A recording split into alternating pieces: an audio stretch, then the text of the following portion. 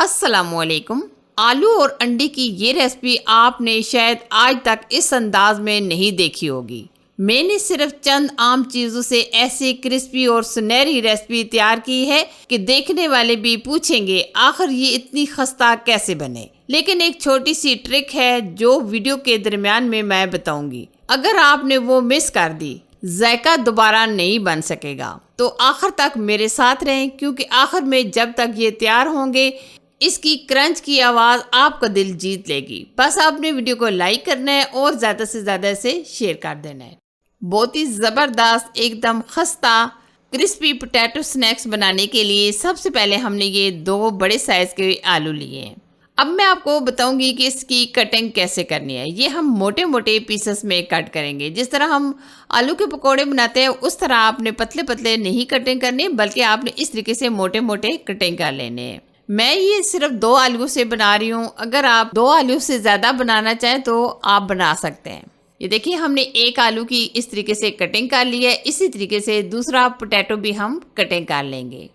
आलू की ये रेसिपी सबका दिल जीतने वाली है क्योंकि ये बहुत ही मज़ेदार, बहुत ही खस्ता बनते हैं। जब अचानक से आपके घर में मेहमान आ जाए तो आप ये आलू की ये रेसिपी बना कर दें, यकीन माने मेहमान भी आपसे पूछेंगे वाह क्या ज़बरदस्त जायकेदार ये पोटैटो रेसिपी बनी है।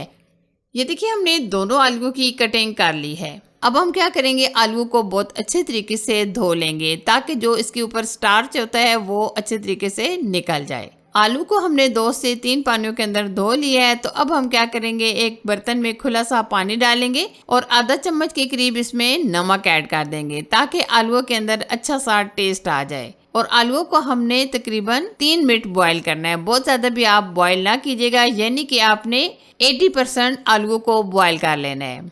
आजकल वैसे भी जो आलू आ रहे हैं ये जल्दी गल जाते हैं, तो आपने यहाँ ध्यान रखना है। अगर आपने बहुत ज़्यादा आलूओं को गला लिया तो आपकी ये रेसिपी ख़राब हो सकती है।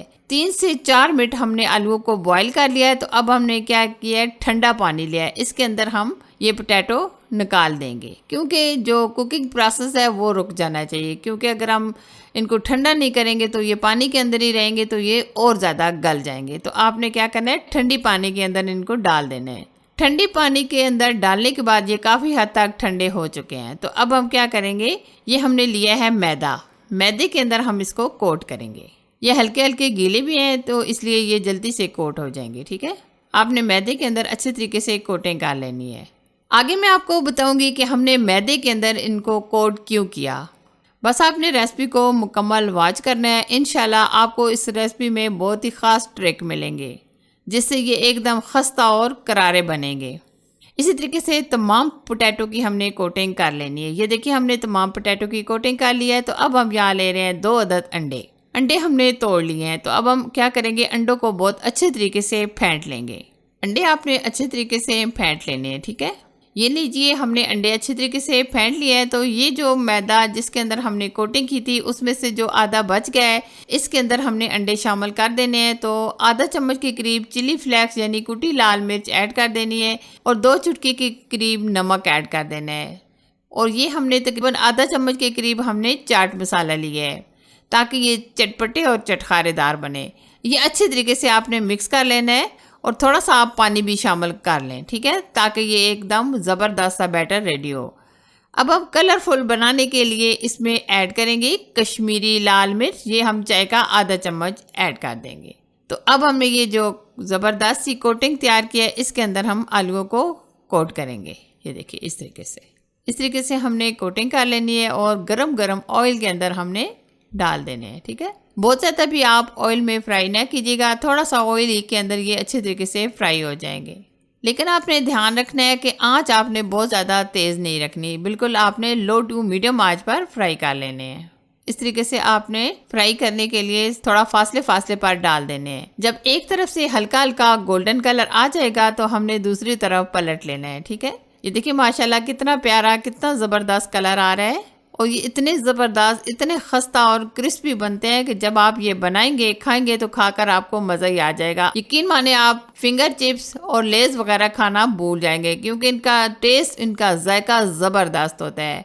ये देखिए माशाल्लाह बहुत ही प्यारा सा एकदम ज़बरदस्त क्रिस्पी हमारे स्नैक्स बन गए हैं और बहुत ही प्यारा सा गोल्डन कलर भी आ चुका है। तो अब हमने ये निकाल लेना है, ठीक है। ये देखिए आप इनका कलर चेक करें, एकदम ज़बरदस्त, एकदम खूबसूरत इसका कलर आया है। ये देखिए इसी तरीके से तमाम पोटैटो स्नैक्स हमने रेडी कर लेने हैं। ये देखिए माशाल्लाह ज़बरदस्त हमारे ये पोटैटो स्नैक्स ऑलमोस्ट डन है। आप इनका क्रंच देखिए, इनका क्रिस्पीपन देखिए और यकीन माने आलू आप देख सकते हैं अंदर तक माशाल्लाह बहुत अच्छे तरीके से गले हुए हैं।